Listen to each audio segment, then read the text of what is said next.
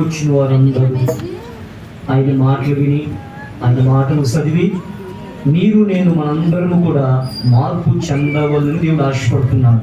మనందరికీ బాగా తెలుసు, పరలోకంలో గొప్ప సంతోషం దేవునికి ఏం కలిగిస్తుంది చెప్పండి. పరలోకమందు దేవుడు గొప్ప సంతోషంతో తన దూతలతో సంతోషించే ఒక రోజు ఉంది. ఆ రోజు ఏ రోజు తెలిస్తే ఒక వ్యక్తి మార్పు చెందినప్పుడు మాత్రమే. హల్లెలూయా. ఒక వ్యక్తి